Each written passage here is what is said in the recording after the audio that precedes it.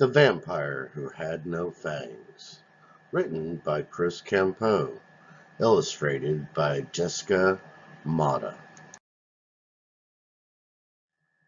The Vampire Who Had No Fangs is copyright 2018 by Mousegate Publishing and is narrated by Corby Tate.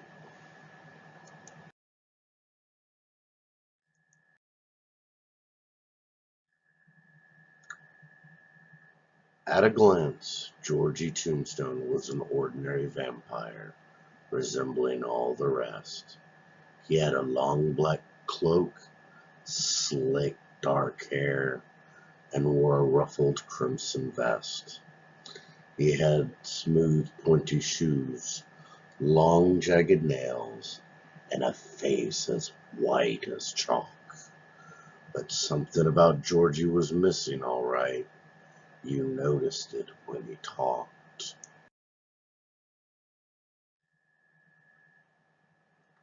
Where two sharp fangs should have sat upon his lip, so plump and ruby red, two large gaps could be found in their place, showing chubby pink gums instead.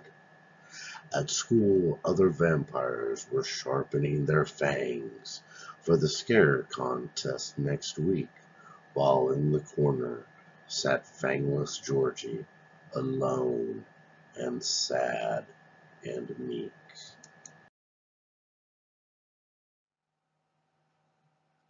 Late that night, with his arms tightly crossed, Georgie stared from his bedroom window.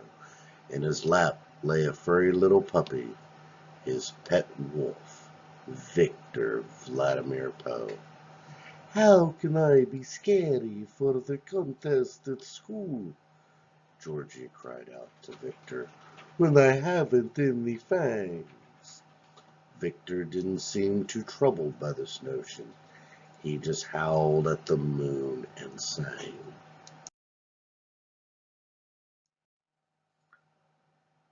Georgie decided he had had enough. He would do anything to be like the others. He would take matters into his own bony hands.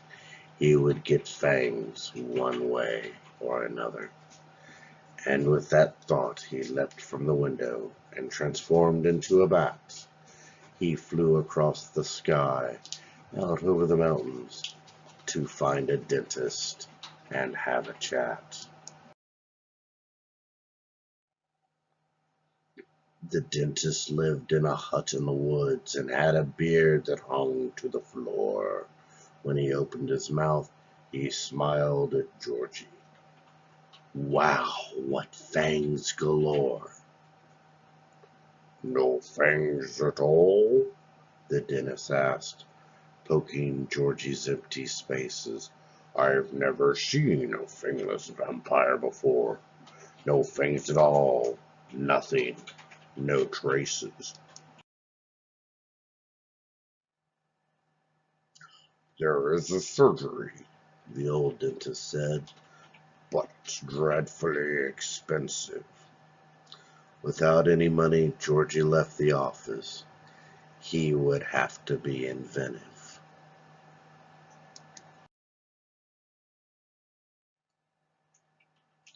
He got home, tore through the kitchen, found chopsticks in a drawer.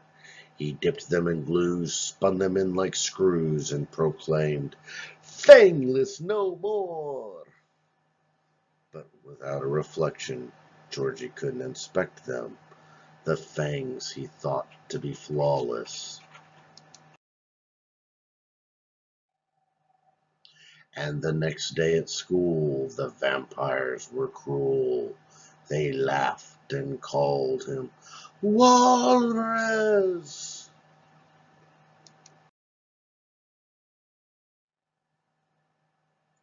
He tried knitting needles, marshmallows, pine cones, and straws. He even tried Victor's chew bones, but they tasted like paws.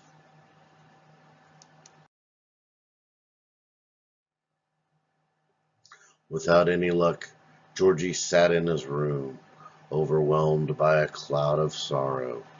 It's no hope, I'll never be frightened, and the contest is tomorrow. Across the room, Victor paid no attention, too busy chasing his tail. But when Georgie whistled in the puppy's direction, it let out a startled wail.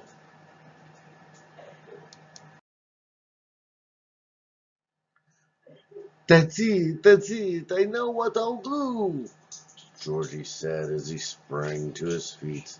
I know how I'll scare the judges tomorrow. Scare them right out of their seats. Vampires can't whistle with fangs in their mouths. Only Georgie could make that sound. He knew no other had heard such a noise. He would be the scariest vampire around.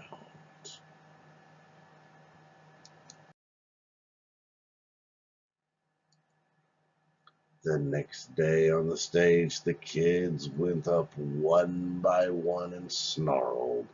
They flaunted their fangs and bared their claws for all the school to marvel. With Georgie on stage, the crowd fell silent, awaiting his attempt to frighten. He planted his feet, lifted his head, and with his lips tight.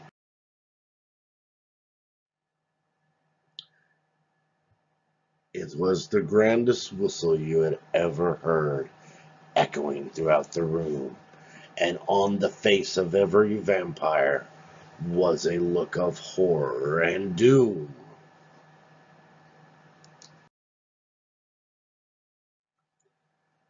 The entire room burst into applause. The judges roared and clapped their hands. They awarded Georgie the golden trophy for scariest vampire in all the lands.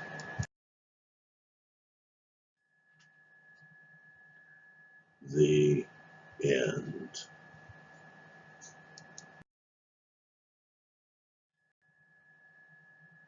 About the author, Chris Campeau is an Ottawa, Ontario-based writer of horror and weird fiction. The Vampire Who Had No Fangs is his first picture book. About the illustrator, Jessica Motta is an Ottawa, Ontario-based illustrator.